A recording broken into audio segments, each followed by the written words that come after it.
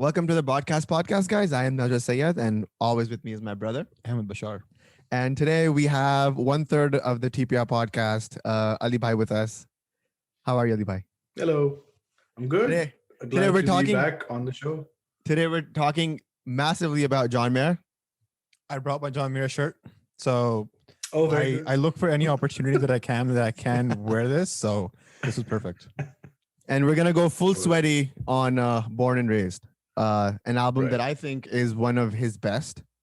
There's definitely a debate about that. He has a difference of opinions. I'm pretty sure you do too. But I think if we were gonna talk about John Mayer in depth the way that we had to go for this album. What do you think? Yeah, no, I when you talk about John Mayer, the obvious thing that everyone thinks of is maybe Continuum, or it might be like Battle Studies, Yeah. or maybe his newer thing. But Born and Raised is a very important John Mayer album. If you're following like his trajectory, his path, his life, and I'm not gonna lie, I was doing some research when I was approached for this Yeah. episode, Yeah. and I was like, yeah, I should listen to it, and I listened to it after a very long time, and it's like it holds up. It's not weak at all. It's like an important John Mayer album, and It is.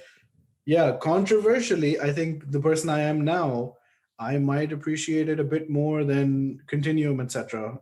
That's as I did at exactly the the point. You literally took my point. That was the point that I was gonna make.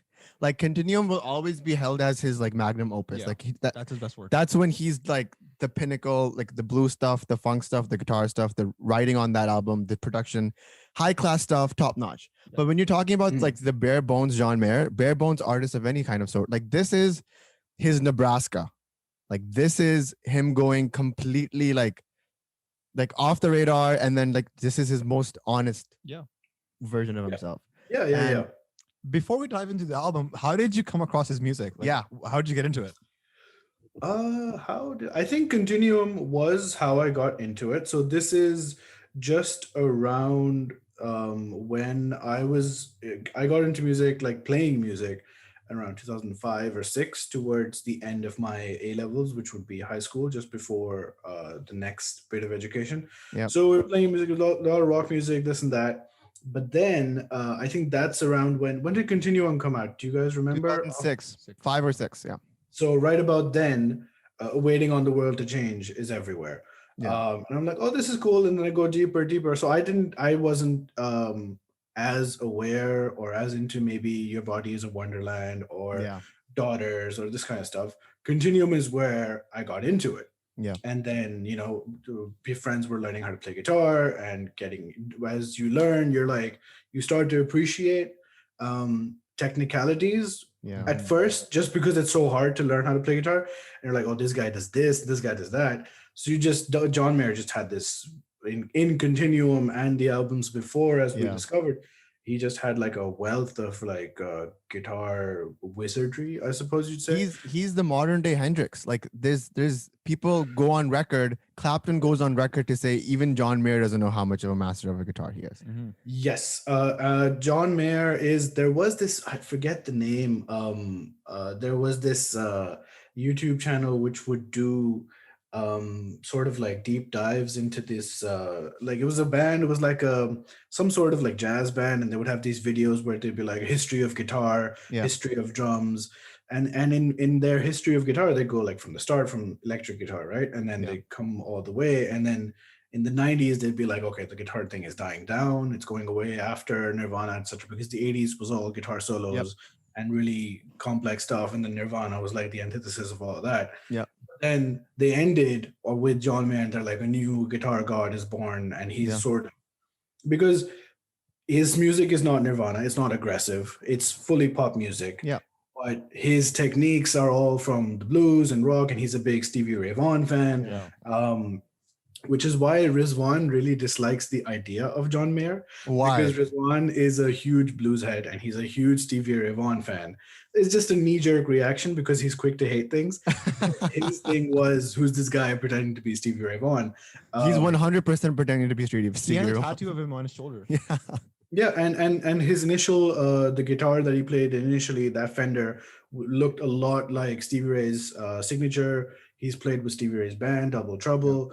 And his technique, his style. So Rizwan, like he's never gotten into it, but it's like a fun way for him to hate on him. But yeah, so that's how I got into Continuum, and then John Mayer, and then Battle Studies was like, wow, mine's. So you're like an OG fan. Like you've been a fan since the mid 2000s. Yeah. Since Continuum, to be fair. But before Continuum came out, I wasn't listening to a lot of music. So it was just that, Nexus did paths crossed at the right time.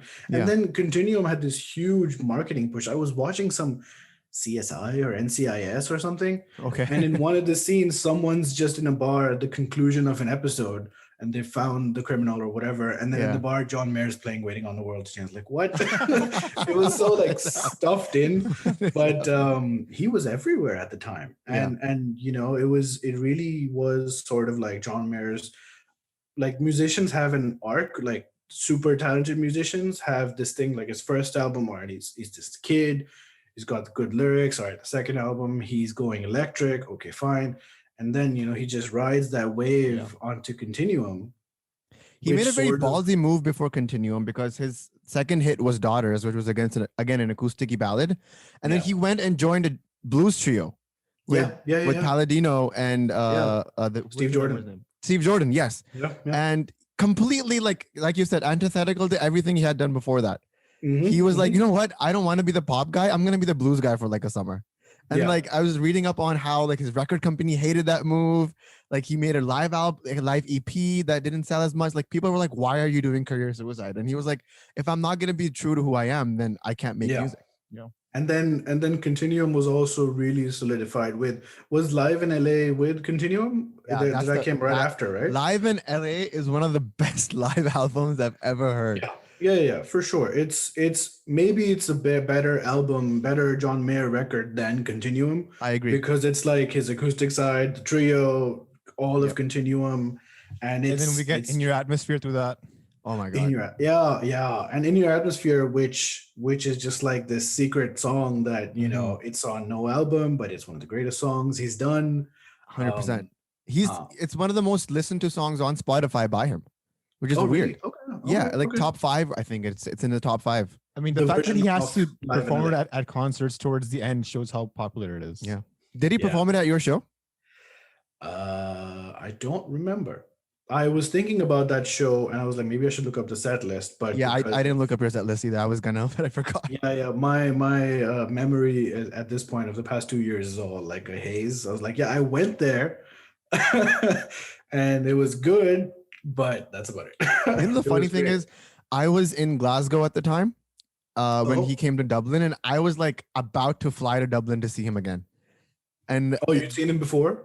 Well, I saw him when we saw him when he came to Toronto in 2019. August 2019, yeah. And he came here for 2 nights. We almost got tickets for the first night, and we didn't go for some reason. And he played what did he play? He played one of my favorite songs, which is Split Screen Sadness, the epitome amazing of song. All day-city relationships. Yes. That was also, by the way, 2005. That period was also like relationship-y for me. So 2005, so Continuum, Battle Studies, that really, and then you know how John Mayer just slides into every situation. Yes, 100%. I know that. So like, how did you guys get into John Mayer? Well, because we went to high school with Shawn Mendes, he recommended Mayer to us. Yeah, we gotta drop that every time. Right. Every time. Plug it in. Just you gotta say it. It's the clickbait. Right. But like he recommended Mayer to us, and then Mayer recommended Springsteen, and directly. Like he DM'd me. Like, Nazar, you gotta listen to Nebraska. Listen to Springsteen. I've covered I'm on Fire. Right.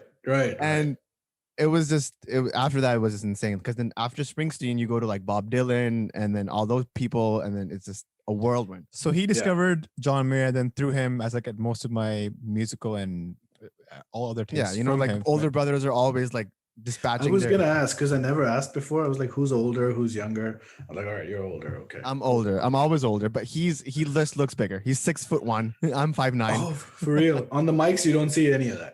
No, and I push him back so I can come forward. He's kind of on his toes, leaning up so he can like look taller than me. All right. It's an insecurity. We have to deal with it. But yeah, we discovered him like more when the time that the Search for Everything came out. Okay. So and we're he- new fans. Yeah, and he came to Toronto as well then too. But I was like, no, I can't listen to John Mayer. He's white people music. That's like country music, man. I can't get into that stuff. Yeah, No, that's not me. Because John Mayer's image is the pop songs, right? Yeah. That's what you first think of. Oh, the guy who's saying "Your Body Is a Wonderland," what a cheesy song. Which is not even his best. It's not a. I guess it's a pop song, but I have never gone back and listened to Your Body Is a Wonderland. yeah. I mean, to be fair, it's a good song for what it is, for what it's Yeah. trying to be. It does Yeah. what he wants, and that's what pushed him. But split screen sadness, no one talks about because it's just. I not don't know famous. why. But It's so great. good. And then slow now in Continuum, Waiting on the World to Change is the big thing, but then there's Slow Dancing in a Burning Room, which is his favorite song, I think. Yeah, it has to be. And there's this great version. I'll send it to you after this. There's a version of Slow Dancing in a Burning Room where he has like an additional verse. But when I was like going heavy into John Mayer, Yeah. so my trajectory into that video was, oh, I like this guitar, the one that has flowers on it. Yeah. He Yeah. has like a pink, red, white Strat. So I was just watching videos of those, and then in one of those, he has like a whole extra verse on slow dancing, which was cool. But Damn. yeah, so then it was Continuum, and then Battle Studies. It was like great. Assassin, I was a big fan of Assassin. Okay, that's interesting because I don't like Assassin at all. That's probably in my opinion, that's his weakest song. I like Assassin because of how different it is for John Mayer. Yeah. It was him going into more of like the neon-ish, not neon the song, but like the vibe of like,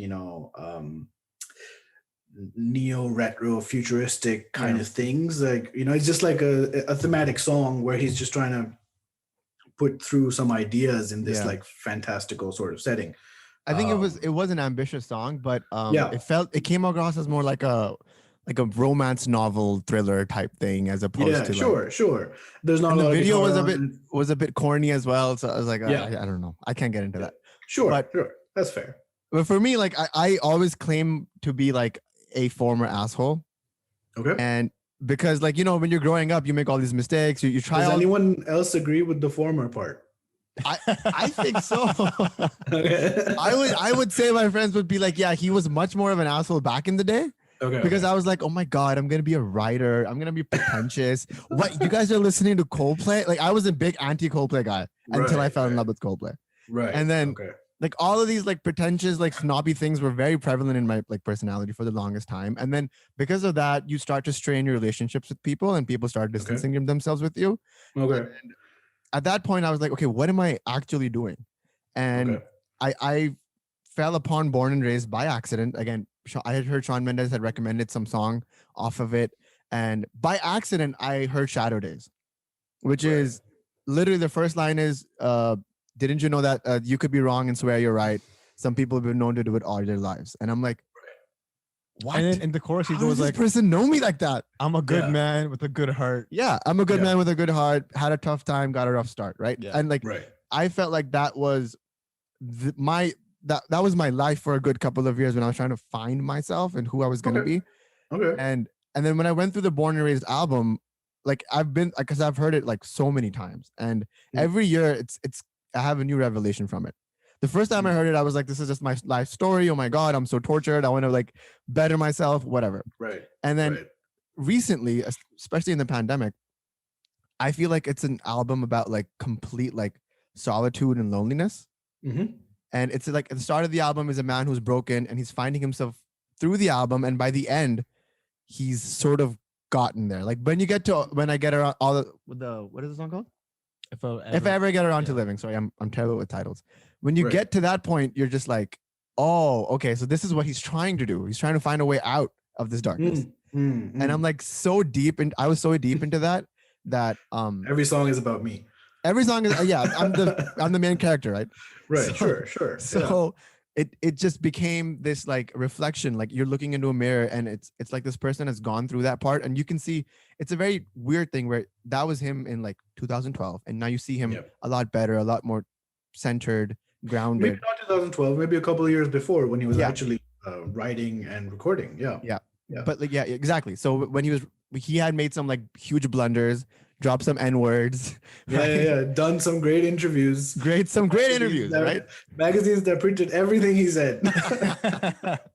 The cover of Rolling Stone, right? Yeah. It's in the thing. It's in the thing. It's in the song. It's in the song. And I was just like, if he can get through it, then I can get through like this little hurdle of being an asshole for a few minutes. Sure. Yeah. And also putting into perspective what I was saying about Continuum being when he was riding his high. There is some songs about, I forget the song again, but it was a song about him thinking back to his life and maybe I'm 17 and mom's going to call me upstairs. There's work to do. Same song. If I ever get around to living. So he left home for Berkeley. I was reading up on the thing and he left for Berkeley at 19, then he drops out. So he's gone and he's not that much older by the time Continuum happens. Yep. So there's this thing of, and I was watching this other interview of when he was after Battle Studies, he was doing like a Google Plus Hangout. It's on his YouTube. Yeah. And his thing was, I've listened to more music in these past 3 years because I haven't been performing. So what I thought of by that was the artist album cycle is you write an album 1 year, next year you tour, the year after you're writing the next album. So he's going every 3 years, he's got an album out. So 1 year of writing, recording, 2 years of touring, then again and again and again. And all this while, he's just growing more and more famous. And but he maybe has not had time to take stock of what's happening, the changes in him, in other people, people around him. And however much you think, oh, when I'm a celebrity, I'll be normal. It's not a normal thing. Yeah. It's not a normal condition. Yeah. So that, I guess, really just pushed him over the top. Now he's getting into relationships with, it's like a whole different world, right? Yeah. Like people you see on TV are magical to you at some level, right? Like even if you don't like them, you'll be like, they're demigods. They're basically demigods. Yeah, they're not real. Yeah. And then suddenly they're there with you, and then all these women maybe you saw on TV, maybe they're interested in you, and now you have a relationship with them, and that doesn't work out because of you, because of them, whatever. Yeah. And then he does those interviews, and everyone just loses their shit. Like, what is this guy talking He always about? said like his high-speed crash was gonna be an intellectual one and not a literal one. Like you're not gonna waste money on drugs and booze and like all that stuff, or like sports cars or wrapping around trees. He's a smart guy, but something I was in the part of this I read was when he spent 10 days with Clapton. Eric Clapton said that he is sometimes too smart for his own good. And by smart, no smart, he's like too much of a thinker for his own good. So he's always trying to overanalyze and be the smartest guy in the room, in the situation. And he was saying he is great in spite of his intellect. So like he actively sabotages his own stuff. Yeah. And he was probably like, oh, the intellect thing that you said, the crash still here. He was like, oh yeah, I'm too smart. That's like arrogance, right? Oh, I'm not going to do what these celebrities did. I'm never going to get it. I'm too smart for that. Yeah. And I'm so smart that I know I'm smart. Yeah. That's where the difficulties arise. When you know that you're going to be the smart ass in the room, you tend to make mistakes that weren't planned, and then you don't know how to react to them, and then you play more into the game, and then suddenly you're just and it's like, you know, how people on Twitter, for example, with large followings, they just eventually you're like, oh, like this person's gone crazy. They were normal when I knew them when they started out. Yeah. But that being a celebrity is like that, but in real life, thousands of people screaming, just losing their mind when they just look at you. Yeah. You can't walk into a place without people running over to you. And I mean, it sort of it has to mess with your head. You'd be a sociopath if it didn't. And if you're just fine through it, that means you're like really weird. But yeah, but it's like if you don't have people around you to keep you grounded, then you know. But then I think the whole process for him to make this album go into isolation, and then what happened with his throat, the throat issue that he had, granuloma that he had, I think all of that kind of just humbled him down. Weirdly, that happened then, but what he says is he was done recording the album when that happened. So he's like, the only thing that happened was like he had to do like a few more vocal Recordings, like yeah. layers, Okay. but he was done with it. So when the battle studies thing happened, and then he gives those interviews, and there's a backlash, and he just goes, I think they went to Montana or something. Montana, Yeah. yeah. Yeah. So he was already in that frame of mind, and then the vocal thing happened. So the weird part about the vocal thing was it sort of stretched out his period of solitude. By Yeah. solitude, I mean he's not touring. But Because even he worse, can't. I was listening to a podcast of his with Dean Del Rey. I would recommend that if you haven't checked that out. Okay. He was talking about how he couldn't even have his dog with him in Montana because he couldn't call out to the dog. So Oh, he right. was so Right. alone. He wasn't even living into the house that he bought in Montana. He was in a guest house next to the house. Like, and it was just a bed, a guitar, and that's all for like weeks on end. Yeah. And then I yeah. think the vocal issue kind of reoccurred, so he had to Yeah. go back into isolation again. There were a couple times it happened. He had a couple of surgeries. There was a point where he was just considering, oh, maybe I'm just going to be a session player now. Yeah. How ironic is that your career almost took a hit because you talk too much, and now you can't talk at all. You literally can't do it. Yeah. Yeah. Yeah. Like that's the universe like self-correcting itself. Like there's a market correction taking place in front of you. a market crash. Yeah, maybe. It happened to Adele too. I think it happened to Adele as well, actually. But Wow. anyway, yeah. So it's a thing. It happens to some people. But I think that really like opened his mind up because he was like, you know what? This is like a physical thing that I'm going through. And like now I literally have to sit with my thoughts. I can't like just blurt them out. I think that Yeah. really humbles you. Yeah. Yeah, and he talked about just just have to wait after surgery to see, am I recovered? Is it getting Yeah. better? You can't check yourself. You have to wait for a while, then go to a clinic and they do a scan. Yeah. So it just stretched out the period of like inactivity for someone who might be like a hyperactive person like Yeah. him. He's really like one of those people who have to keep doing something. Yeah. To keep. I think proving that was they're that was the amazing. best thing that could have happened to him. Like it feels like the wrong thing to say, but like it sort of corrected himself, and he was better for it. When he came out, he Definitely. made better songs. Like it Yeah. would have been such a waste to like, not to quote Born and Raised, but like it would have been a waste to literally lose him like that if it was Yeah. if that was it. Yeah, yeah. And But then coming, I guess we can talk about the album itself. go then. ahead. That's exactly what I Um, was gonna say. I was gonna say that we should go track by track. Yeah. From first one. So overall, the album thematically Yeah. is obviously John Mayer has been, taught a lesson by the world that, brought back down to earth after soaring super high. And this whole album really, when I was listening to it again, was sort of him recounting like his past mistakes. Yeah. Mhm. And also there's like some stories in between, which are completely like Walt Grace and that sort of stuff. Yeah. But then there's also some songs where he's like reaffirming, like the song you mentioned. I Yeah. remember no titles also, but Yeah. he's like, I'm not a bad guy. Yeah. I've made all Saturday. these mistakes. Yeah. But I'm not a bad guy. So, I mean, we can go, I should bring up my notes. Yeah. Go ahead. I have them right here as well.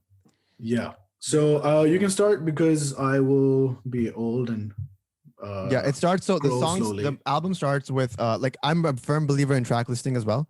Like Yeah. if your album is great but it's track listed wrong, then you lose your essence. There's a lot Yeah. of For an album to be a record, it Yeah. has to have a good track listing. for sure, 100%. And I think Queen of California is such a great opener for that album. Like if you want to truly set the tone of what kind of album this is going to be, Yeah. acousticy, bluesy, Yeah. very like Crosby, Stills and Nash, Bob Dylan ish. That's the song you open with. He mentions like Neil Young Yeah, in the song. exactly. Like he just says, and I think I don't know if he mentions Laurel Canyon, but I had to look up what that was. And that's a Yeah. place in California where a lot of, in the 60s, 70s, a lot of hippie rockers settled, Yeah. like the Eagles and Joni Mitchell and that kind of people. Yeah. So he was really like, he's really open about where the inspirations are coming from 100%. in And the song.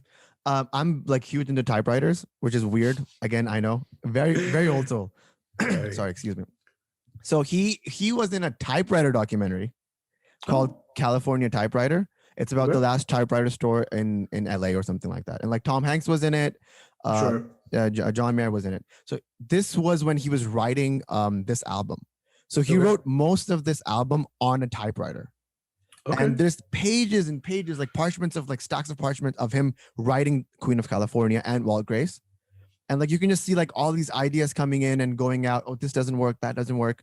And this is the bare bones of everything, like the reverse And psychology. he of it. also kind of locked himself into the recording studio with just him and his guitar. Yeah. Muting everything on the Yep. on the outside and just Yeah. playing with the guitar, just being honest with himself. And That's another thing that Eric Clapton was mentioning in that interview. I don't know if it was like just what it was for, but he was saying that he's a bedroom guitar player. Yeah. John Mayer at heart, like he just wants to stay in his room and just keep playing guitar and not necessarily even want to come out and perform that much. Yeah. Which is sort of like his noodling thing, right? Just keep getting more inventive, which is what he does with the lyrics. Like he's really into like, oh, this turn of phrase, that sort of analogy. He's very good at that as well. Like Yeah. I'm shocked. I was also reading one of his interviews where he was talking about that he's not much of a reader. And that shocks me because the way he uses phrases and the way his vocabulary is so like effervescent in like how do you not read? He listens to a lot of music, right? So lyrics in it, like the words just have to get to you in some way, whether it's from a book or from a song. Yeah. As long as they're getting in there, they leave their impact. And this is a very like the lyrics in this album are not complicated. Like they're not, like you really have to reach for the meaning. They're pretty straightforward. Again, like the references that he is so open about here. Like there's no like sleight of hand or something. Yeah, he's not trying to pull a trick out of a hat. This. Yeah. They're very simple, plain. but still, like the poetry there is quite profound. Like in Queen of California, which is fine. It's like this is what this album is going to be like. But then the next song is Age of Worry. Yes. Age of Worry has this very unusual. I read somewhere that they said it was like a Celtic kind of melody to it. Yeah, like I felt that as well. Melody to it, sort of. Yeah, it's sort of like Celtic music, which the only other example I have is Iron Maiden, which is different, but they have the druid kind of vibe. In your mind, you've got that like swinging kind of thing. But I think speaking of Age of Worry, right? Like he played it in our concert, the one that we went to see, and when I was listening to it live, I felt like this is the perfect advice to give anyone. Yeah, it's such a hopeful song. It's such a hopeful song. And he doesn't have many of them. He doesn't have a lot of them. That's true. It's man. Yeah. And that's just to have that release, to be like that. One of my favorite lines in that song is, "Give your heart and change your mind. You're allowed to do that because God knows it's been done to you, and somehow you got through that." Yeah, and like that's such just to get that permission from someone to be like, you know what? If you like someone and you don't like them anymore, that's fine. Or that doesn't even have to be someone. It could be anything, like your work, your I was gonna say your celebrity. Probably you should probably stick with your wife. But your work and the things you want to do, if it's not happening for you, it's okay to let it go. Yeah, I that's what I felt like it was all about. It was a bit about like, how he was enamored perhaps by his fame and celebrity, and with the media put him up on this pedestal, and he's like, no, it's fine. If it's too much, you can just walk away from it. The track listing thing you said was curious because there are a few songs where in my mind I would have thought, oh, this is like this, and then Shadow Days is right after. Yeah. Both of them are not like talking about, oh, this is what went wrong in my life and it's all my fault. Like they're at the start and they're like, oh, a good guy, and you can do it and that sort of stuff. Yeah. And then after that, he's like, well, I messed everything up. Yeah. Like maybe that would come first. I don't know. But it was that's the way. For Shadow Days, I think that's him owning up to his mistakes. That's him coming clean and like, okay, this is the stuff that I did. These are all the things that I've done wrong. And I didn't mean to do them. I'm a good guy at heart. I just kind of lost my way for a second. Yeah. Also, is also the most go ahead. Continuum and Battle Studies kind of sounding song. Yes, also. I agree. Like it could be on Battle Studies easily. Yeah. I think maybe that's why it's apparently the only song they put out before the album came out, like a pre-release, whatever. So it's sort of like, oh, if you like Battle Studies, you'll like Shadow Days. Yeah. But and the first line of Shadow Days is such a like, don't you know that you could be wrong and swear you're right? That's such a brown uncle thing. Like that's every person's dad. Like the brown uncles never admit that. They never admit that. Like you could go all your life and be like, I was right. Yeah. Those two merging those two cultures is a weird thing to me. But yeah, it's all about, like I've written here. He's saying he's a good man, but he's accepting that he made it hard. Yep. But yeah, that's what I've It's written. coming clean. Yeah, but as forward facing as the song is, in my non-John Mayer mind, it would have been, oh, Yeah. maybe that would have been like a closer. That, all right, all this happened, but I'm a good guy. I'm trying to accept it and learn and move forward. But it's like song. It's in the middle of it. It's like at the beginning of things, when things go wrong, you give yourself hope that it's gonna get better. It's like you're like sitting in the burning room. It's like, you know what? I'm okay. Perhaps. I'm gonna be fine. Yeah, this is you're fine. This is fine. Sure, yeah. sure, maybe. All right. And so the next song after that is, let me just pull up just went away. Speak What- for me is what I have written. Yeah, Speak for Me. So that's him like directly addressing His vocal Rolling issues. Stone. his, not even just his vocal issues, his like His Rolling public Stone interview. Yeah. The Yeah. cover of a Rolling Stone isn't the cover of a Rolling Stone. Yeah, That's yeah. again his wordplay right there. It's so like it's so simple, but then it makes you think as well. Like in the same song, he goes like, "I'm mad for it, but I'm not really mad for it." Yeah, I think And- that's fully about like sort of being tired of like fame and stuff. Yeah. Because Rolling Stone is not just a magazine he gave an interview to, right? Rolling Yeah, Stone is like Esquire an as well. institution. He gave and two I interviews. think, it was Rolling Stone and Playboy. I think Uh, you may be right. You may be right. yeah. And then the Playboy one was apparently after and worse than Rolling Yeah, Stone. it was so bad. Have you read that interview? a while ago. I recently reread it and I was just like, Yeah. I went through the Rolling Stone one for this, and I just was scrolling. I was like, nope. I just- like, imagine that interview coming out in this climate. oh It yeah, would have been canceled, like with a capital C. hard. Cancelled. Yeah. Maybe with a K. It's okay. But Rolling Stone is a huge deal, right? Yeah. I mean, musicians do it. Sure, you're on the cover of Rolling Stone. Yeah. Every month there's a new person on the cover, but as a magazine, and I'm doing an interview with Rolling Stone, that's heavy because it stretches back like decades. That magazine, Decades, yeah. people who've been on it, so it's sort of like a high peak, but also it's really, you got to a peak and then you pushed yourself right off it. Yeah, imagine the drop from there. Like it has to Yeah. be soul crushing. There was Yeah. also a live performance I saw from 2009 where he was playing Gravity, and right before he goes into the solo, I'll send that link to you too. It's actually like it'll give you goosebumps. Okay. Before he goes into Gravity, he goes on this whole apology about the interviews, and he had also apparently dropped the N-word a few times, and Yes. obviously he has backup singers, and his Steve Jordan is black, and he like on stage apologized to everyone, and then he goes into the most soulful Gravity solo that you will ever hear, and he's crying through it, like tears are falling, and he's Really? crying through this solo, and oh my god, it's so powerful. Wow. Like I'm just Wow. glad somebody had like a flip phone camera because it's a horrible quality. It was 2009. I'm not gonna dock them any point. Sure. Yeah, Gravity really is sort of like a John Mayer venting vehicle. Just, I'm just gonna solo all my feelings out through the song. It'll be 9 There's so much minutes, 10 space minutes. in that song. There's so much space in that song that he can do whatever he likes with it. And Because the song on the album isn't that long, right? It's like No. 3-4 minutes. yeah, 3-4 minutes. The live performances are all like 9 nearly minutes. 10 minutes. Yeah. Yeah. That, and I love listening to that. I love listening to the live version because I feel like that's the ultimate version he was trying to make, but he couldn't. He couldn't put that on the Yeah. album because you can't have a 10-minute solo on the album. Yeah, I mean, it has to play on the radio and stuff, Yeah. right? So yeah. But It's kind of like a song Covered in Rain where he does live. Oh, yeah. Covered in If Rain you've is heard of also that. a cool song. Yeah, That's like a that's a 10-minute very song. good song. 10-minute Yeah. song as well. Also one of my favorite John Mayer solos Yeah. on that song. It has to be.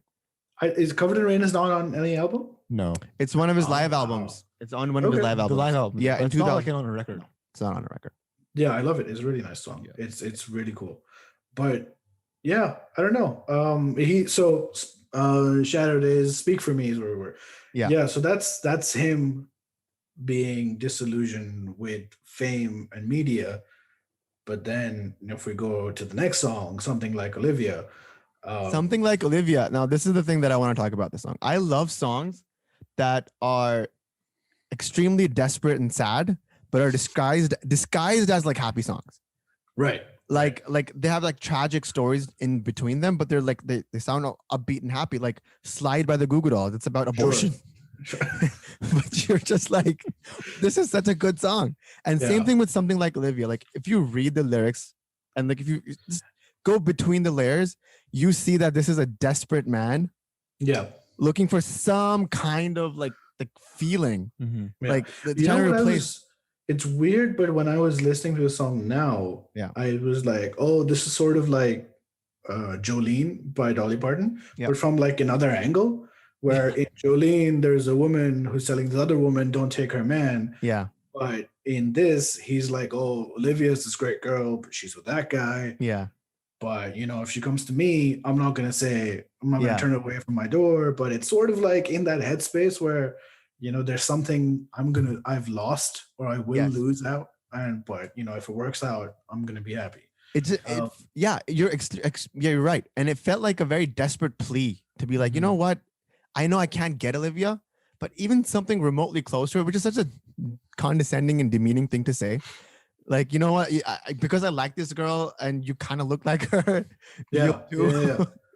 And like, it's such a cry Kind of for like help almost. when I think in Continuum he's like, I'm gonna find another you. I'm gonna find another you. Yeah. It's like, why would you find another you? But you can do so much better. You know? Yeah, sure. I think that there was also one of the biggest. He's had two big breakups, right? One of them was the first one, which I think this is about, would be Jennifer Aniston. Yeah. Who was in one of his interviews then after he'd broken up with her. Yeah. And he spoke about her a lot. And then later on, Katy Perry comes. So when this song happened, I was like, oh, maybe he's talking about Katy Perry, but then she wasn't even around at the time. She wasn't around, yeah. Yeah, but I think it's literally about like one big relationship falling apart, and you're like, oh, you know, you can't seem to detach yourself from it. Yeah, I messed it up. She was great, and I'm never gonna find someone as good ever again. The groove on that song is so fun. Like again, it's just 3 chords, G, C, and D. And then as the acoustic performance that I sent you, I think like that has to be some of the best acoustic work that I've ever heard. The way he rips through that song, he maintaining the groove, maintaining the vocals, like that. I worship that song. That song is John Mayer is like he's very, very good. Like even in his throwaway songs, he's doing some stuff that, you know, it would take years to get to. That's true. Like back when Neon came out.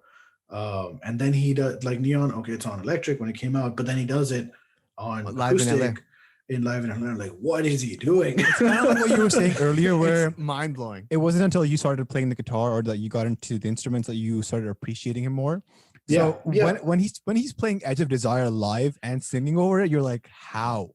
Yeah, there's a few people who, like, because I never was able to play and sing at the same time, even though I was only playing bass.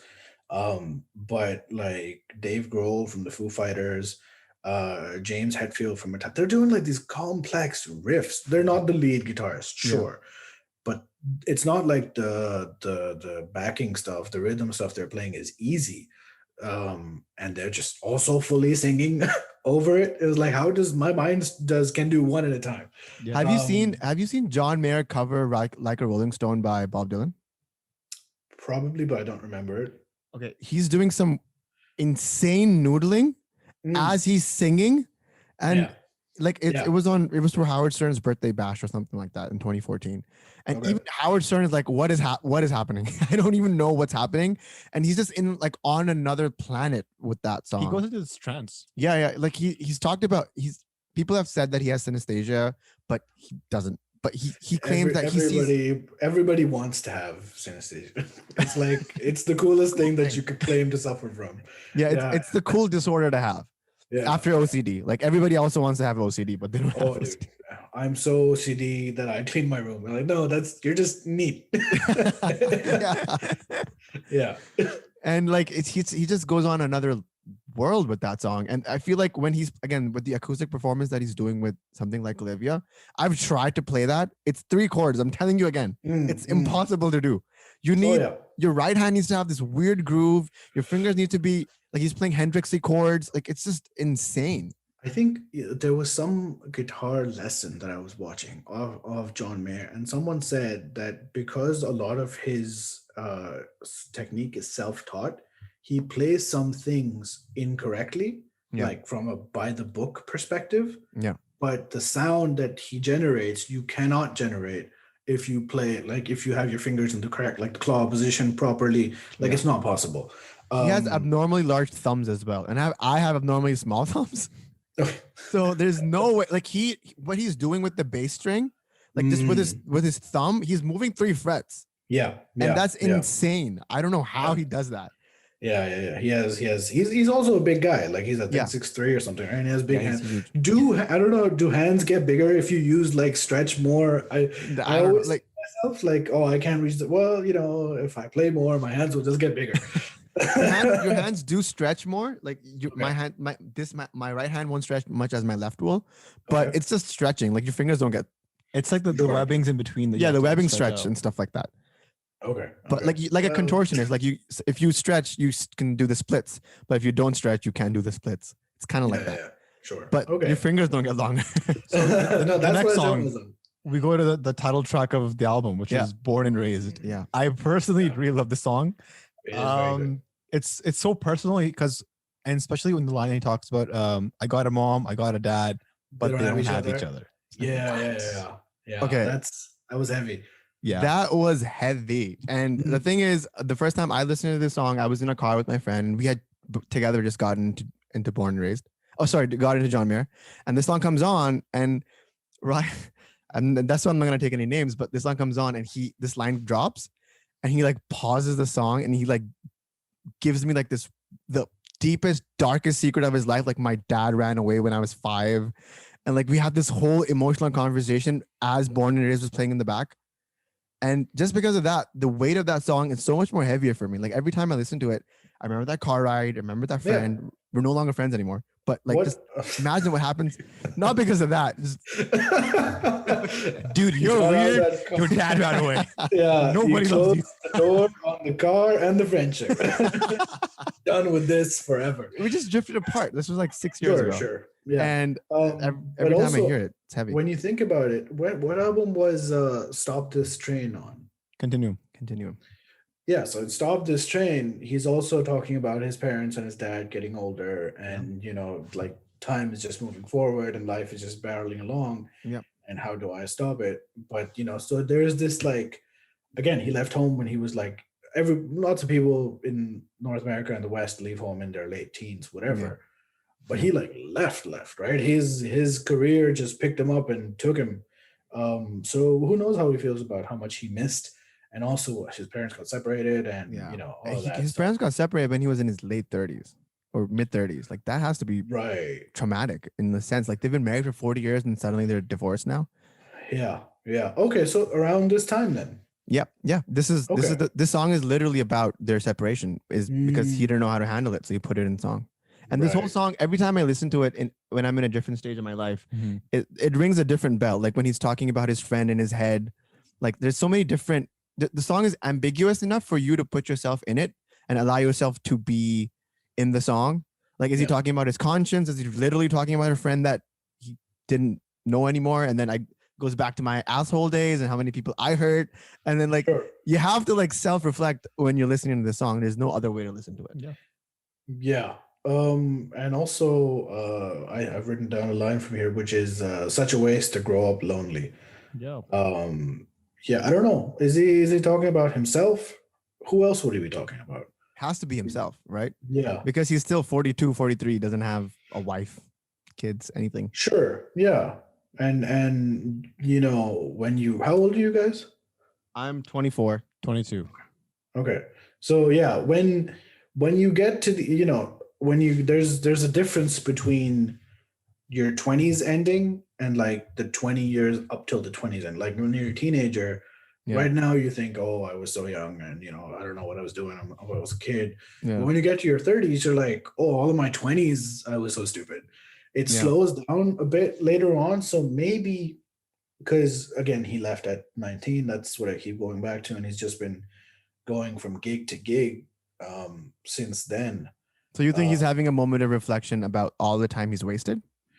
Is that what he feels like? All the time that has been wasted. Not that he perhaps wasted himself, but time that was lost. Because at a certain point, you start thinking like, I don't know, maybe if your life is like just too busy and you're growing up and you're studying and then there's jobs and maybe you get married, maybe you have kids and things just keep happening one after the other and you don't have time to think.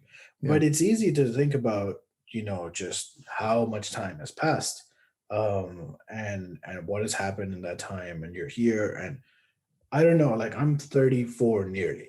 Yeah. And I still don't feel like, oh yeah, I've got a handle on everything. Yeah.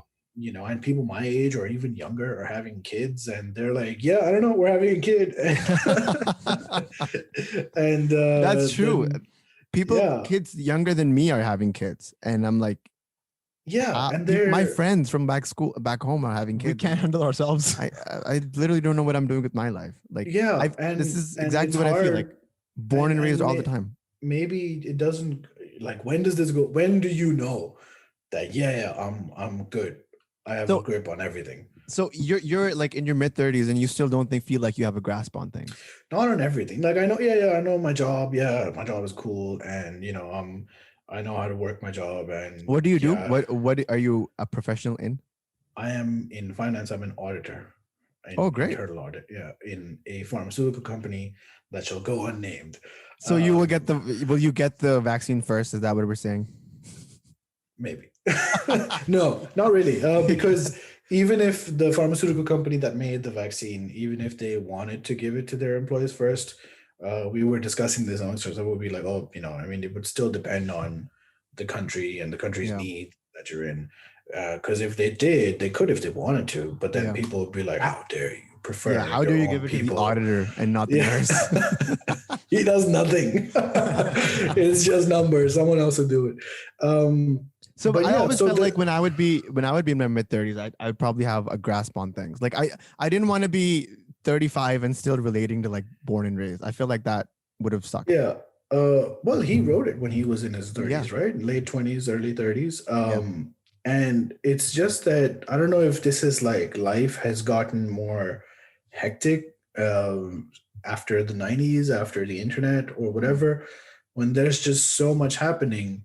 And you're like 2020 was a weird year. Sure, there was COVID and all that stuff. That's unusual. But like 2019, 18, 17, do you know, looking back, what happened in those years, start to finish? You might remember one thing or two things from those years, and then how far back does that go? Like, what's the last year you remember start to finish? It's all a blur. It's honestly all a blur. And that's years of your life going by. Like it's 365 days going by, and you remember nothing. Maybe I went to that party, or maybe there was like stop this train, man. Stop this train. Yeah. My reference point is when Benazir died in 2007. I was like, oh yeah, I remember that. So you remember things that happened before she died and after she died? No. I remember that. Okay. The last thing you remember. I was I don't know where I was, what I was doing on that day. And then how do you go further back? Like in Karachi, 2012, there was it 2012 when the 12th May incident happened or something? That was 2007. No. Same year, maybe? Maybe. It was either 7 or 9. It was in 12. Yeah, like the Benazir day, I remember I was going to where you guys used to live. Yeah. I left home when the attack happened. And I was heading there, and I came back when my mom called and said she's dying. Yeah. She's dead. And I was like, I remember that was happening. It was like a chaotic thing. Yeah. But what else happened in 2007? Like, if you tell me, I was doing my ACCA, I didn't have a job at the time because I was still studying. So I remember nothing. Benazir thing happened in 2007. And if you tell me that 2007 is, at this point, 13 years ago. It feels weird. Yeah, in my mind, almost, I think, in my mind, I'm stuck in both 2000 and 2010. Like the 70s for me are always 30 years ago. And 2007 for me is always 3 years ago. Yeah. Anything else, I was like, I don't know, man. Yeah, I feel like, again, the 2010s is when like my consciousness started to develop as well, and like the 10s just floated by. I was like, what happened? What actually happened? And then same thing with 2020. Like I don't remember a single thing that happened. Nothing happened significantly anyways. Nothing happened. But even the day-to-day, I don't remember. It was such a blur. In 2010, I moved to the UAE in December. So I remember my first day at my new job there. Yeah. First couple of days. And then in mid 2016, I left. So I remember bits and pieces from that 5.5 years. But year to year, I wouldn't know what happened. Yeah, and then that's exactly what I think like the song comes back to, is like there's moments in your life where something significant happens where quote unquote you're born and raised again. Like when we moved to Canada, like we had like a steady life going on. We had a social circle, we had friends, we had whatever, right? And then you get uprooted and you're thrown into like a foreign culture. And I feel like that was my born and raised moment. And then in 2015, when my girlfriend dumped me, that was my born and raised moment, right? Rebirth. That was my rebirth, honestly. Like you need these like significant events to happen for you to realize that you will, like, it's like a phoenix, right? You burn and then you rise from the ashes again. Hopefully. Yeah. Like you have to. There's no other way. Like you can't wallow. And that could be a good point of going into the next song. If I ever get around to living. Perfect. It's a perfect segue. Yeah. Wow. Smooth with the segues. And okay. like, when you go from born and raised to like if I ever get around to living, that's just the whole like the dualities between them. The first song is so desperate and sad, and the second song is even hopeful and like longing and wistful even for something else. Yeah, but this is the one where he says, maybe it's all a dream and I'm just 17, I don't have tattoos. Yeah. I think this is also about like so much time has passed. Like if he's in his late 20s, early 30s, his life has nearly doubled in duration from when he was 17. But do you ever feel like you're living in a simulation or you're in somebody else's dream? No. I have moments of like this is so weird. Why is this? I have moments of the Truman Show. I was like, oh, is this all like? I have that too. Do you have that? Like how? Elaborate. I don't know. It's just it feels like things are like happening in a certain way where it gets suspectful. Yeah, I don't know. Suspicious. Yeah, suspicious. Yeah, in a way. Yeah, I agree with that. Sometimes is it I feel like deja vu, or is it different? It's not. It's just like things being in a particular moment, like where they weren't, and then you're like, how was that there? Like, is this like my next hurdle in my next season? And then you blame it on like coincidence or a turn of events. So yeah, like a turn of events is probably the right phrase. Like things happen in such a way that you're just like, how, or why? Sometimes inconveniences arise where there shouldn't be, and you're like, is this like drama for the show, or like something like spectacularly wonderful happens and you're like, how did that happen? And it just doesn't make sense. The reasoning or the reckoning, it's hard to get around, at least yeah. And so like I don't know when he says like I feel like this is the dream I'm having at 17, sometimes I feel like that too, because I'm like, if I go back at 17, would this be what I was dreaming? Like, is this what I want to be? And then existential. Yeah, well, he was 17. He definitely wanted to be like a guitar god superstar. And he's there now. But it's not what things are never the way you expect them to be. And this he might be thinking about that also, because if I ever get around to living, that goes back to the thing where you said, oh, because I wasn't performing, I listened to so much more music these past 3 years. So it's again that artist cycle of record, tour, and sure, there's like parties in between, and maybe there's relationships and stuff is happening, but it's like a constant grind. And also because the tour isn't like in your city, the tour is global if you're lucky. So there's like this sense of like being uprooted, or not even uprooted, not having roots. Like where are you from at this point? Because me personally, I grew up in Dubai. Then I go to Karachi, like 13 years in Dubai, 10 years in Karachi, 5.5 years in the UAE. Now it's nearly 5 years here. And in between, I've been to like the US a lot, like every other summer, because I have family there.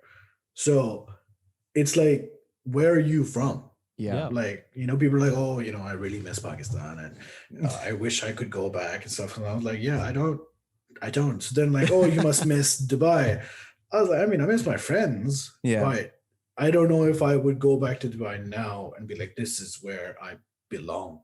So that sort of thing. That's the same feeling we have with like, because we've been in Canada longer than we've lived anywhere else. Like we were in the States for 5 years, Karachi for 7 years. Like when I was born in Saudi, he was born in Saudi, so 4 years in Saudi, and now it's been 8 years in Canada. and you're like, this is the longest I've ever lived in one country. So am I Canadian? But no, my dad still watches Geo. So am I Pakistani? But no, I don't really give a shit. So like, it's just really weird. I understand what you're saying. That sentiment it's quite true. Mm-hmm. Yeah. So maybe that's what he's sort of also thinking about. Like, I've just been doing stuff. Yeah. And I've never taken a break, and I've never stopped to see where I am, how far I've come, etc. Like, I have more money, I have a bigger house, maybe, sure. There's these things that show me, but have I appreciated it, or do I understand the significance or whatever? Maybe also, that's what I also feel like it's that thing where like when sometimes you get stuck in a monotonous cycle and you're like, Sure. you know what, after I'm done work, or like after 6 months, after I save up enough money, I'm gonna quit my job and I'm gonna go do that. Yeah. Like that's the whole if I ever get around to living thing, is like, because I'm doing this so I can do that. And then sometimes you never get to do that because you're so stuck into this. Yeah. Even if it's something you love. Yeah. Like, we've on our show, we've spoken to a lot of YouTubers in Pakistan. And it's similar to what people like in the US would say, for example, that you know, at first is great, right? You're making videos because they're cool and you like them, and then other people like them, and then more people like them, and then there's opportunities coming. Yeah. And you get to a point where you're like, yeah, I quit my job and I do this full time, but then this becomes a job. And is it still what I want to do? And oh my God, people want me to be consistent, and consistency. Maybe I don't want to be consistent, but then I lose all of this, and then you just keep going and going and going. So yeah, I don't know. The cycle continues. Everything becomes a job, and every job becomes sort of. So how do you get around to living then? Like, we're going deep, we're going heady in this.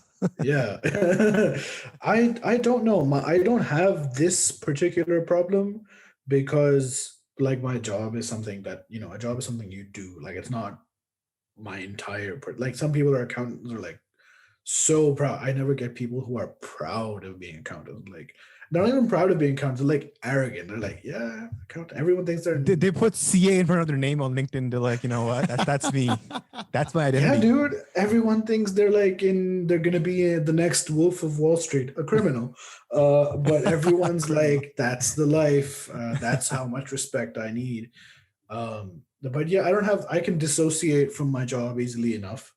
But again, like, at this point, like, maybe I don't know what the trajectory. Like, I'm thinking, okay, yeah, I'm moving from country to country, stepping up in the job thing, blah blah blah. But what have I like achieved? You know, and is there even anything to achieve? Like, you know, you start to wonder in like a normal life. You're like, what would make me happy? Do you even know? Like, yeah, maybe travel. I really like to travel. I haven't done a lot of it, but with this new job, I got to do some of it. And that came after I had spent a lot of time watching videos about travel and other cultures and food and that sort of stuff. So when you get to experience it, you're like, oh, wow, this is really interesting. And, you know, really broadens your horizons. You were on the search for everything. Yeah, sure. Yeah. and that's how we tie it back. But then you're stupid. I'm like, oh yeah, I like to make videos. So what I'll do is I'll travel and I'll make videos of traveling, which, if you think about it, if I do it, eventually I'm going to turn it into something I hate. Again. It's like, I have to travel. I have to make videos. So it's weird. I mean, it's hard to find like something that you would consider. You need purpose to achieve. And then once it's achieved, you perhaps will be content, but it's hard to find all of those things. 100%. Yeah. Okay. And then if we move on to the next song, which is the other thing that you need to find is love. And if we're going to talk about love as a verb, I'm just going to say off the bat, I think this is the weakest song off the album. It's my least favorite one. Right. I understand the sentiment. I agree with the sentiment. Yeah. I don't like the song. I can't do it. Loving a thing. It's a verb. So important shout out to Massive Attack's song Teardrop, which I think is the original time someone mentioned that love is a verb. Love is a doing word. But yeah, what I've written is that some John Mayer songs just feel like lyric vehicles. Yeah. Like, he had some cool lyrics and he's like, I need to just push it somehow. So he made like I feel like this song you take off the album, it's a better album. Yeah.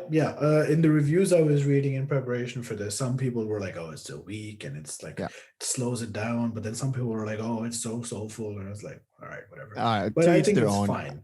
It's okay. Like, but whenever it comes, I'm like, it's the thing is, it's sandwiched between two really good songs, like. And then if we come to Walt Grace's Submarine Test of January 1967, obnoxious title, amazing song. It's a great song because I think before that he's always been writing about himself, and this is the first time that he's narrative. Like it's a full story. It's a full story. It's very Bruce Springsteen-esque, where there's a character, he's on a journey, and then you follow the journey. Yeah. There's a character who is looking for purpose. Exactly. He's like, I just want to make a submarine, and I'm going to go out, and I'm going to be an explorer, and that's going to be my thing. And now everyone around him is like, this guy's crazy. If the whole world was like, even their kids and his wife. The theory on Reddit is that, so there's a theory on Reddit, like at the end of the song, does he die or does he die? I think it's left ambiguous on purpose. Yeah. What is your opinion on it? I think that's not the point. The point of the song is that this guy. So like in Inception, the top, is it spinning or not? That's not the point. That actually, there's an answer for that from Michael Caine, because Michael Caine was in the scene with the top. Yeah. And as per Michael Caine, he's only in reality. He's never in any of the dreams. He's like, because I was there, it's not a dream. Yeah, I've heard like other theories as well, where like you hear the top falling in the credits, and and because it wobbles in the end, then there's gravity. I mean, it's Nolan just being suspenseful, ambiguous. Yeah. But I think in this, the purpose is not whether he made it. The purpose is that he wanted to go on a submarine ride, and he did it. Yeah. Whether he makes it or not is perhaps not even relevant to the idea.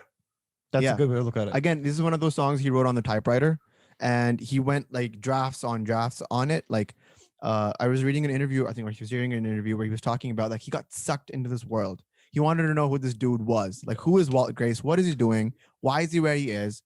And how does he get out? Yeah. And those are the typical tropes of narrative storytelling. Like, I took short storytelling classes, and that's exactly what they tell you. The song has 3 verses. Stories have a 3-act structure.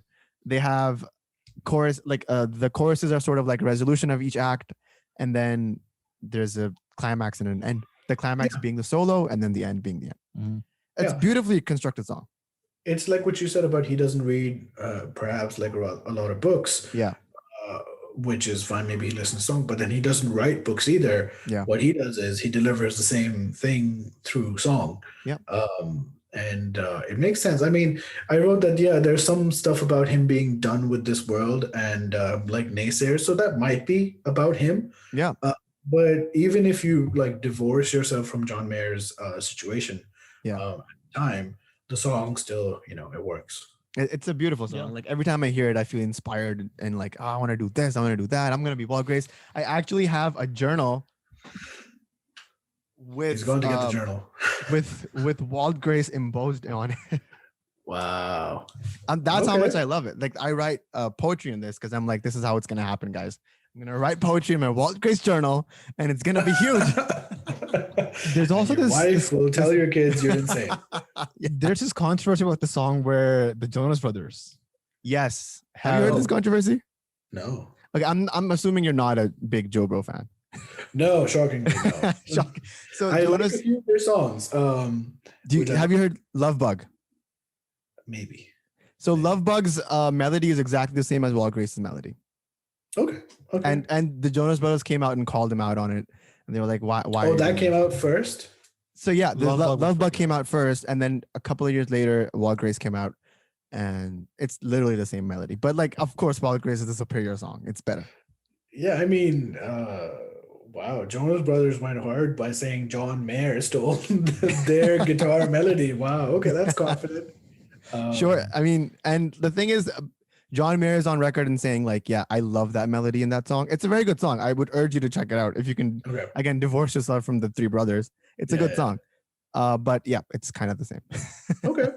That's It doesn't really. Whiskey. He finds himself in New York. That's a cool song. That's a really cool song. Yeah. In all my visits to the US, I've only been to the West Coast once. It's always been either New York or Chicago. So I really have an easy time thinking about like the New York setting. Yeah. So this song, I really like it. Like, like he sets a scene, like, we pick up in New York City. Yeah. And it's sort of like it could be about him, but it seems to me to be like about this like up and coming sort of artist who's just going from bar to bar, night to night. Like John Mayer hasn't done that in a while. No, so the thing is, the Dean Del Rey podcast, he was talking about exactly this story of how he would be in bars and like women would come up to him and shit on him for being John Mayer, and then that would leave him horrible, and he would literally go home at the end with a bottle of whiskey, and that's all he had. He turned into an alcoholic. Yeah, he was drinking like all of 2010 and 11 he was drinking, like he drank those years away. He's like on stage drunk a few times as well. Yeah. Which is, I mean, like I don't know how he still plays guitar like that drunk. But yeah, I mean, Slash from Guns N' Roses does it as well, but often quite poorly. Yeah. But Guns N' Roses is a different vibe. Yeah, it's a lot more dirtier than. But I think in this song, he actually might be talking about himself, because he's like, I wake up in New York City, I'm trying to find the man I never got to be. Yeah. So like, I think it's like what you were saying earlier, where through this whole process of leaving his home at 17, 19 to go to Berkeley, he's just never had the time to like sit back and soak in the moment and where he is in his life. Take stock. Yeah. It's really weird. Like if you look at like when we got to see like a superstar pop star's career up front, like Shawn Mendes's, we long the fame and adoration that he gets, but he longs the simplicity that we have. Like he, I mean, sort of like he likes the university life. He wants to hang out with his friends. He wants to grab a Tim Hortons. Can't do any of those things. That is a thing that happens with celebrity, yes. But in exchange, you get a lot of money and a lot of opportunities with success. It is a give and take. It's a catch-22. Yeah, like you could, if you really want to do it, you could be like the kid who played Joffrey. He was Joffrey, and then he quit acting. Really? He's like, just I'm done. I made money, and I was in the biggest TV show of all time, and that's it. Like how Daniel Radcliffe, I don't know what the musical equivalent would be. These are all actors. But Daniel Radcliffe was in Harry Potter movies, and he's made enough money for the rest of his life. It was like, now I'm going to do these weird, short, small indie movies, TV shows, and, whatever. Yeah. And he's still Daniel Radcliffe. But, it's I don't know what the musical equivalent could be. But maybe so Ed Sheeran does this where every album cycle, like when the album cycle ends, he takes a year off. No social media, no Twitter, no anything. He's completely off. I read that somewhere that he said that he doesn't have a phone.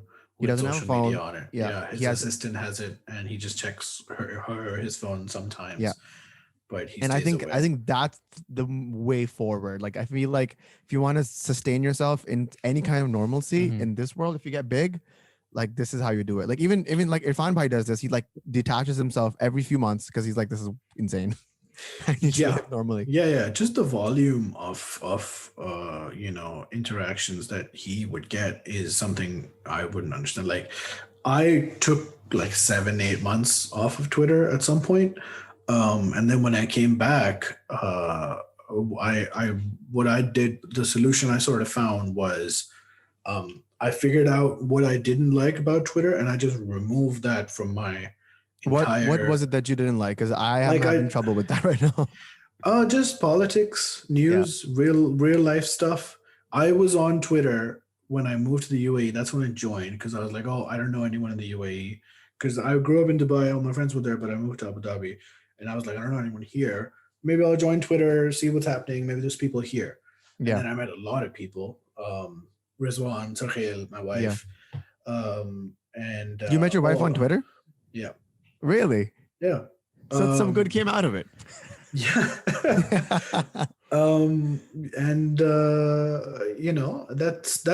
That's what I wanted. Like good times.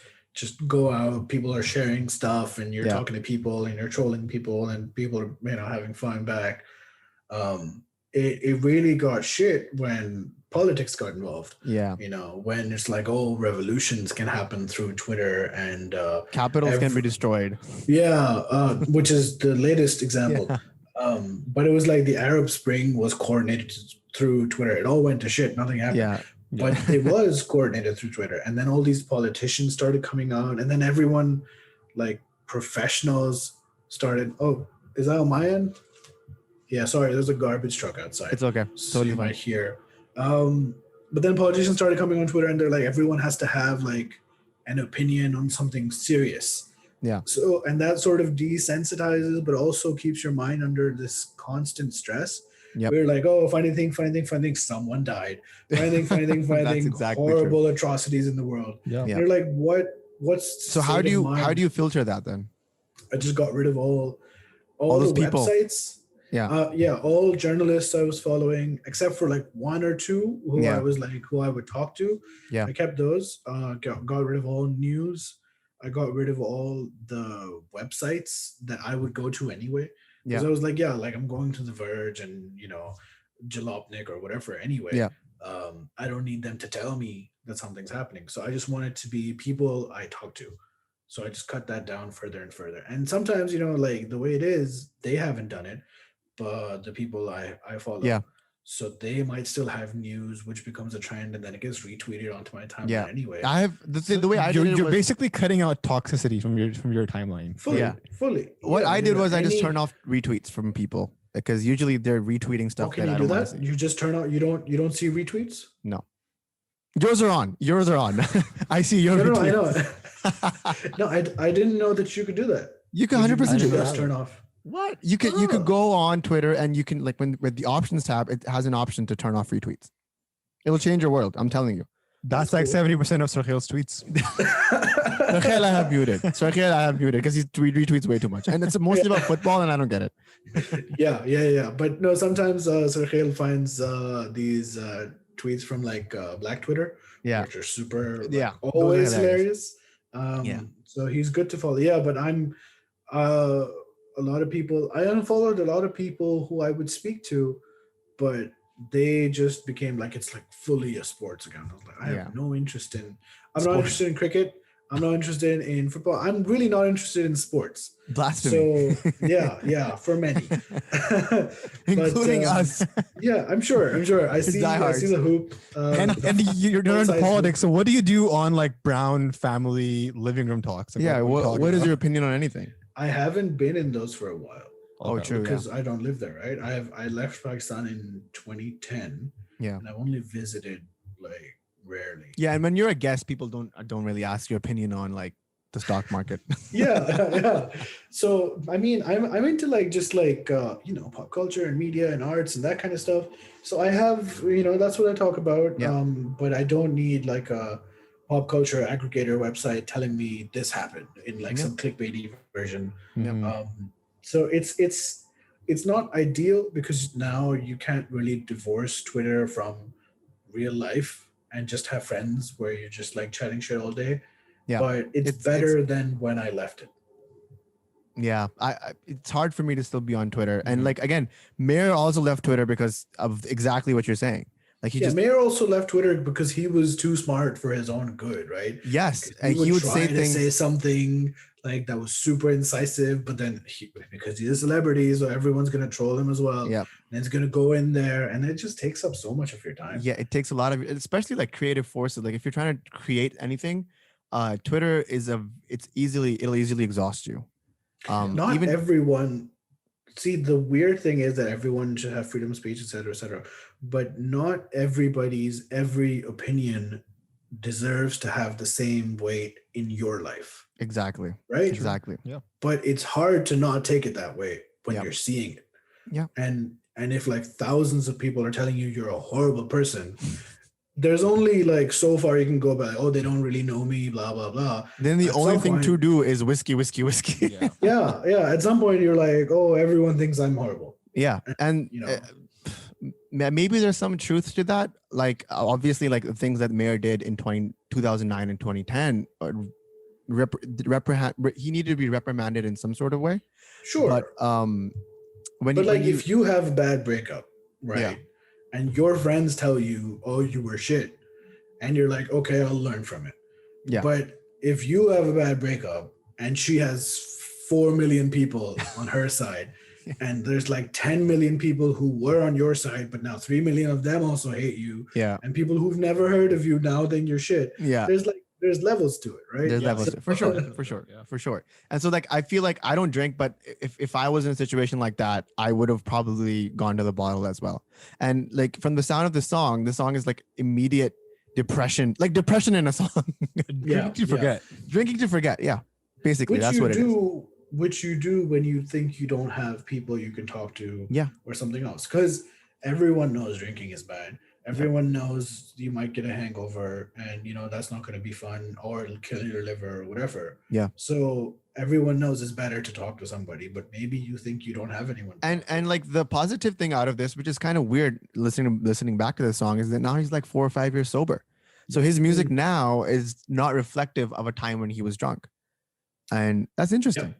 Yeah. No, his new Also, song people- mentioned vodka, like put some vodka in my coffee cup. I'm like, okay, but you don't drink. Sorry, tequila. Yeah.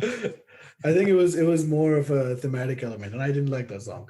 Yeah, it was I very, thought I understand. It was very poppy, but Yeah, it was very cheesy. Like I was It's like, cheesy. all right, he's not trying as hard as. no, it was a you throwaway, know. like, I need a new car. Here you Yeah. go. What do you think of Yeah, I his don't- of A Face to Call Home? That's one of my favorite songs of the album. That's a very good love song. Face to Call Home. I am an It is, architect yeah. of days that haven't Whoever happened yet. visits Oh yeah. That's overthinking to the max. Like, who doesn't Face do to Call that? Home. Again, see, when you don't, like, if I don't know where home is, Yes. right?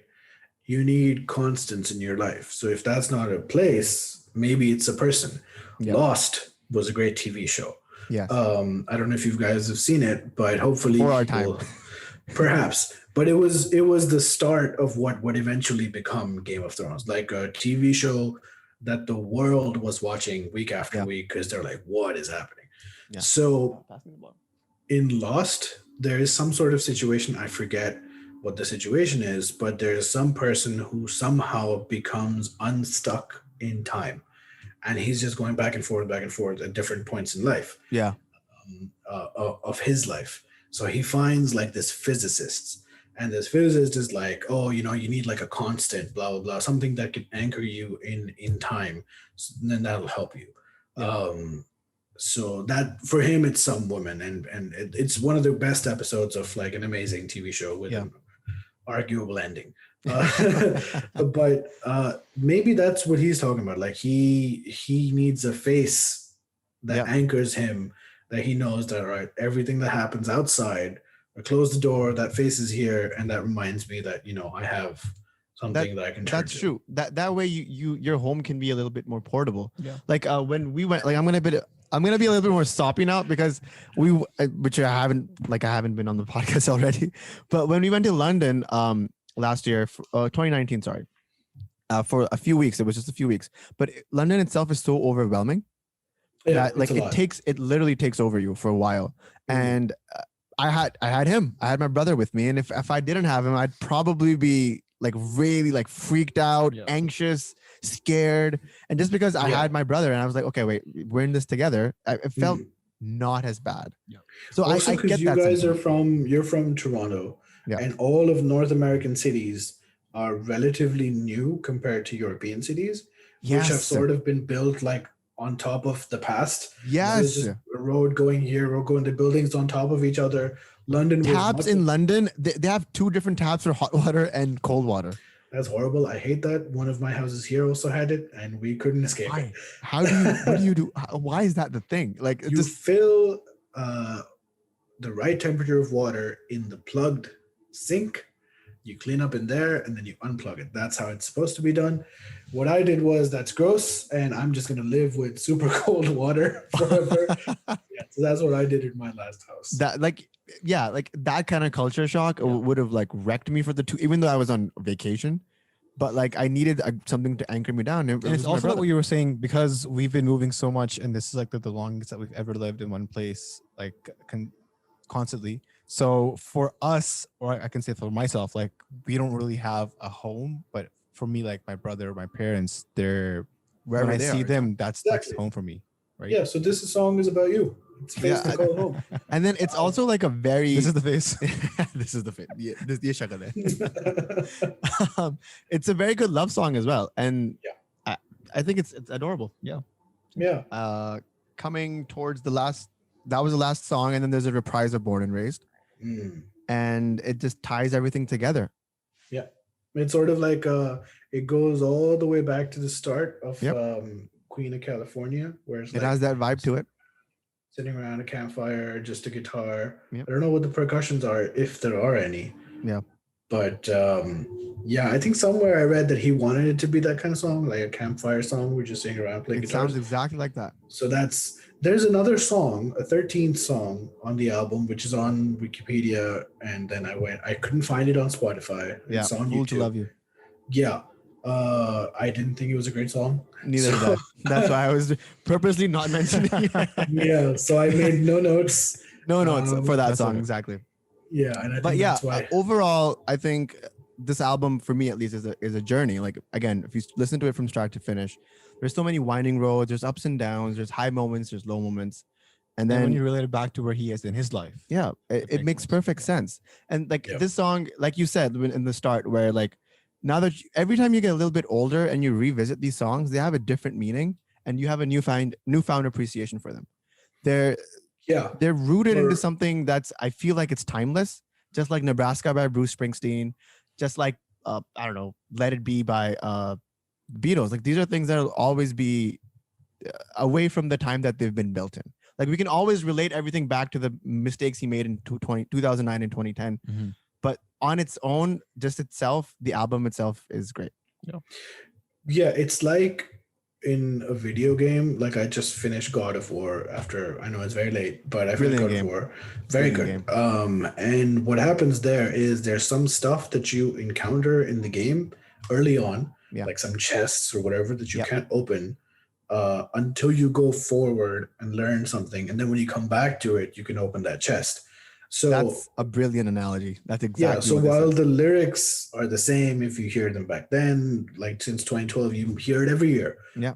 But because you change, the songs reveal a bit more, perhaps, resonance. I don't know. And isn't Another that thing the- I I like just the- want to mention, Go ahead. sorry, ahead. was the Born and Raised album art. There is a great video on John Mayer's thing where he went to this guy who does glass art or something.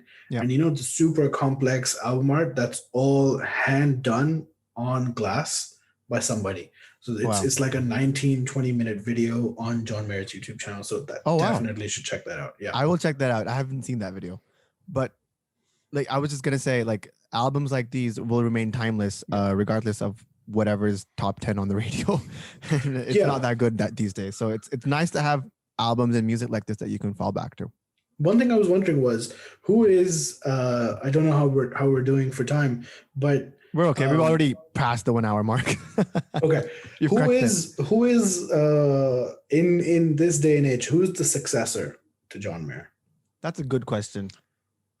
I think, I don't know, maybe I think John Mayer sees, and I'm not just because we went to high school with Shawn Mendes, but You went to high school with Shawn I Mendes. think he That's thinks why I was asking. I think he thinks that Shawn might be whatever he could not be, but better. Like But I don't think that, because Yeah. Shawn Mendes is way too poppy. if you have time, go listen to Ruined by Shawn Mendes. He's trying so hard to Gravity. make Gravity. Shawn Mendes wants to be John Mayer. Yeah. John Mayer is a huge influence on Shawn Mendes, and that comes through. But I think he won't be. He'll go in a more poppy direction. Mm-hmm.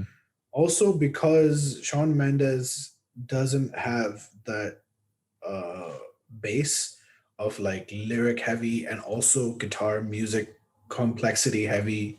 Yep, I agree. Background. Like, he doesn't have that base. So I don't think you can become John Mayer without that. Yeah. Ed Sheeran is another example of someone who is completely not in the guitar zone, but Ed Sheeran also, in a very different way, but he strives to have the clever lyricism and the turn of phrase. He really likes that. Yeah. I think John Mayer also appreciates that in him. Yep. But yeah, I don't know if there's gonna be Like who else is like the a thing is, major- guitar music has sort of not sort of, it's completely died. Like it doesn't exist in the way that it used to. Yeah, the- you don't have virtuosos anymore. No. Yeah, Like it's John Mayer's New Light Went Gold a couple of years ago, maybe last year, and that was the first song in like 4 or 5 years to go have a certification that had a guitar solo in it. and a solo. Yeah, the Foo Fighters, they have popular songs. They don't do solos. No. Maybe when the Red Hot Chili Peppers come back, if you do an episode on those, Yeah. invite me back because Yes. they are my favorite band. Okay, great. So once upon a time, there was a cover, maybe of Rolling Stone, called "The New Guitar Gods." Yeah. It was John Mayer, John Frusciante from the Red Hot Chili Peppers, and then one of the people in the Allman Brothers band. Yeah, but these are again all people that have careers stemming from the 70s, 80s, 90s, and early 2000s. Like if you want to look in our Nobody else. generation, Yeah. the only person that I can think of who's still making really good guitar music, and I would urge you to check him out, is Sam Fender. He's this Sam UK Fender, yeah. so UK kid. He's very in line with like Bruce Springsteen-esque music. He all of his stuff is on the guitar. It's like heavy tonally heavy guitars, and that's good. That's the only thing that I can think of that might come up to be anything. Yeah, of the Mayer maybe caliber. because the UK has a very vibrant guitar music scene. I noticed that a lot. Like the busking scene there is so strong in all the towns. Oh yeah. Even here, even in Dublin, it's a big thing. Yeah, and it's non-existent here. Like I don't know about New York, but Toronto doesn't have any of Because that. North American cities are not pedestrian cities. You need a pedestrian city where people are walking. Oh, that's very true. That's very true. Everybody has a car. Yeah, New York has it. New York's busking scene is in the subway stations. Yeah, because people are walking, right? So you need people to pass you by to give you money. Yeah, yeah. Which is we were thinking about. Why is there no like street music scene in Pakistan? Because no one walks in Pakistan, and the cities are never be a thing. Yeah. So, but anyways, thank you, Ali Bhai, for your time. We took a lot of it. Looking for somebody with either from Johor or they love John Mayer. So either of the J's satisfy. Yeah. You satisfied both of them. Thanks for your time. We took a lot of it. It was great having you. Great insight. I feel like happy this to was. Be here. It was like an older brother giving us wisdom as well. Like that in the middle, I got a bit heavy. I'm not gonna lie. Like I choked up a little bit. I felt it like coming. I was like, no, not on the podcast. But thank you very much. If we ever do a continuum breakdown, if we ever do a Red Hot Chili Peppers episode, we know where to find you. Yeah. And thanks for your time again. Thank you very much for having me. I was happy to be here again.